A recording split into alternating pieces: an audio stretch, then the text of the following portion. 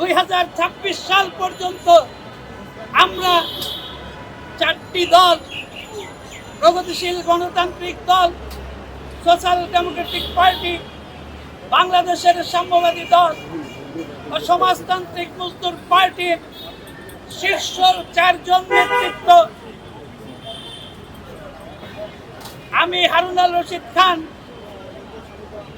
বর্তমানে গণতান্ত্রিক বাম ঐক্যের সমন্বয়ক আবুল কালাম আজাদ, কমরেড হারুন চৌধুরী ও কমরেড শামসুল আলম রাজপথে এবং সরকার নির্বাচনে ও সরকার গঠন প্রক্রিয়ার সাথে আমরা নিবেদিতভাবে কাজ করি এবং আমাদের জোটের কোনো সিদ্ধান্ত আমরা 4 জন মিলেই বিগত দিনে গ্রহণ করি।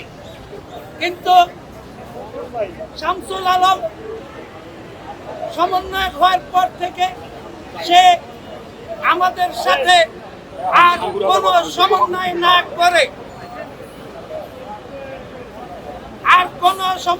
না করে তারা শামসুল আলম একাই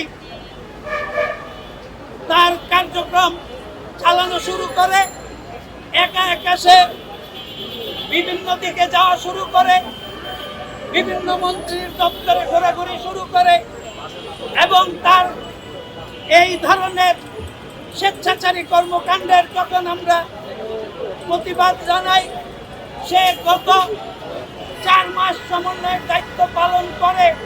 এর ভিতরে সে একদিনের জন্য গণতান্ত্রিক বাম ঐক্যের জোটের মিটিং ডাকে নাই। এমন অবস্থায় আমরা প্রতিবাদ জানালে প্রথমে আমাকে গণতান্ত্রিক বাম ঐক্য থেকে অব্যাহতি দেয় এবং পরবর্তীতে আবুল কালাম আজাদকে গণতান্ত্রিক বাম ঐক্য থেকে অব্যাহতি দেয়। কিন্তু আমাদের গণতান্ত্রিক বাম ঐক্য একটি জোট, এটা খুব স্বল্প দফায় আমরা ঐক্যবদ্ধ হয়েছিলাম। এখানে সমন্বয়ক একটি পদ, এই পদ একটি অলংকার, সে কোনো এককভাবে সিদ্ধান্ত গ্রহণ করার ক্ষমতা রাখে না। আমাদের এই জোটে এমন কোনো দফা নেই যেখানে সমন্বয়ক অলংকার ছাড়া আর কোনো ভূমিকা পালন করতে পারবে। জোটের সকল সিদ্ধান্ত গৃহীত হবে শীর্ষ 4 জন নেতৃত্ব জোটের বৈঠক ডেকে সেই বৈঠকে সিদ্ধান্ত গ্রহণ করবে। তার এই অব্যাহতি দেওয়ার কোনো এখতিয়ার নাই, আমাদের কারোরই নাই এই জোট থেকে কোনো দলকে কিংবা কোনো দলের শীর্ষ নেতৃত্বকে অব্যাহতি দেওয়ার জন্য।